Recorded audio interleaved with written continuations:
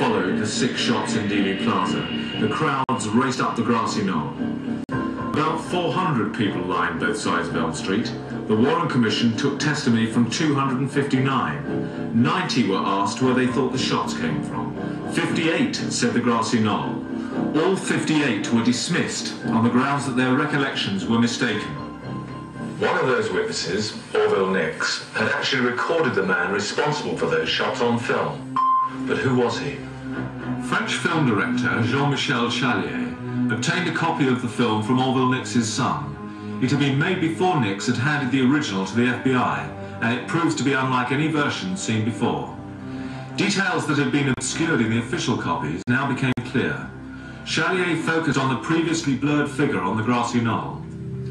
With optical enhancement, an unmistakable image appears.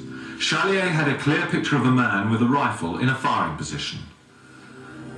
There has been a great deal of speculation about the identity of the man on the grassy knoll.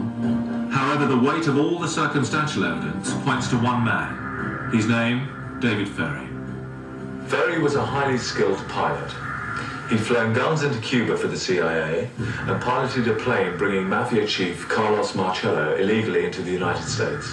Ferrie knew both Lee Harvey Oswald and Jack Ruby. The night before the assassination, Ferrie stayed in a hotel in Galveston.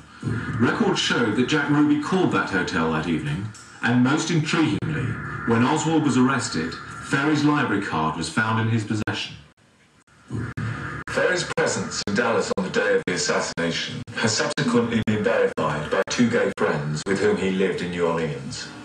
But apart from all the circumstantial connections with the main players, one piece of evidence is compelling.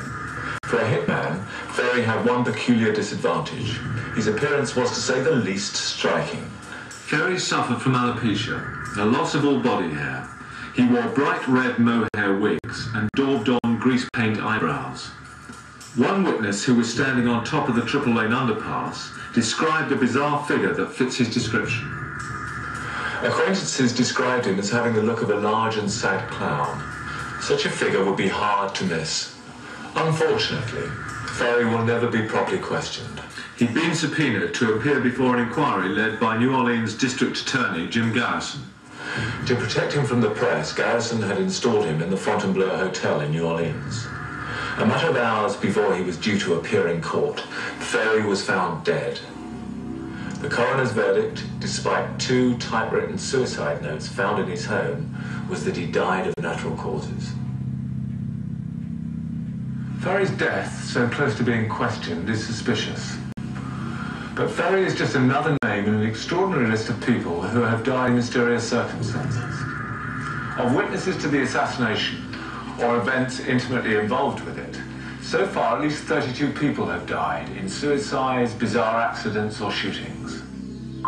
Who gained by Kennedy's death? In its entire investigation,